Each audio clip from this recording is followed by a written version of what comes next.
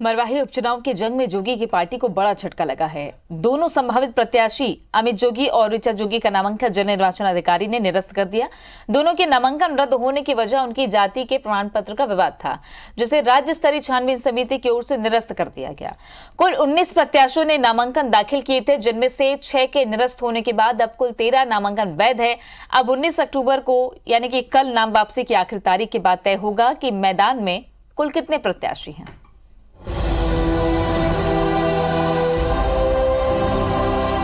मरवाही उपचुनाव की सुबुगाहट शुरू होते ही अमित जोगी और उनकी पत्नी ऋचा जोगी की जाति का मुद्दा उछलने लगा था।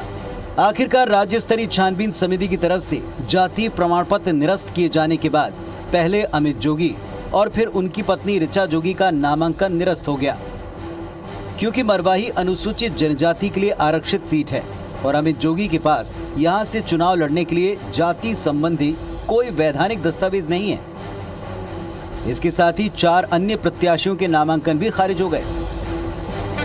इस फैसले के बाद अमित जोगी ने कहा कि हमारी पार्टी का प्रत्याशी कौन होगा, इसका फैसला कोर कमेटी करेगी।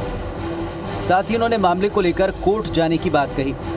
अमित जोगी ने आरोप लगाया कि मेरे परिवार को राजनीतिक तौर पर खत्म करने की साजिश हो रही है।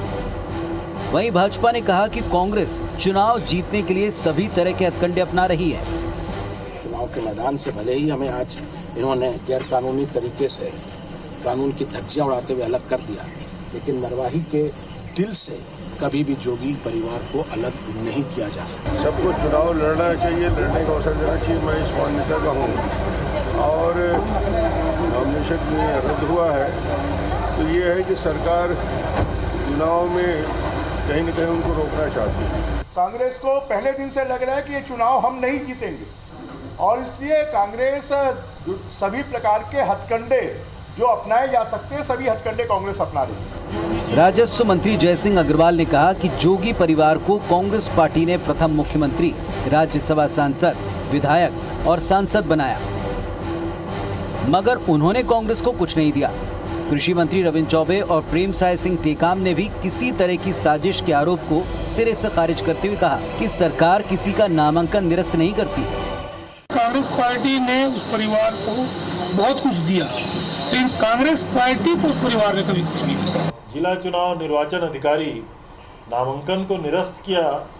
अब इसका तो उत्तर निर्वाचन अधिकारी ही दे पाएंगे, लेकिन हम लोग जानते हैं कि वैध प्रमाण पत्र के बिना कोई चुनाव नहीं लड़ सकता। ने भी डॉक्यूमेंट उसमें प्रस्तुत किए गए, उनमें जो छानबीन समिति ने जो पाया कि ये उस कवर जाति के नहीं है और इस कारण से उनकी जाति प्रमाण पत्र को निरस्त किया गया। मरवाही उपचुनाव की जंग से जोगी परिवार अब पूरी तरह बाहर हो चुका है। लंबे समय बाद ऐसा हो रहा है जब मरवाही में चुनाव हो रहे हैं और यहाँ जोगी परिवार का कोई सदस्य मैदान में नहीं होगा।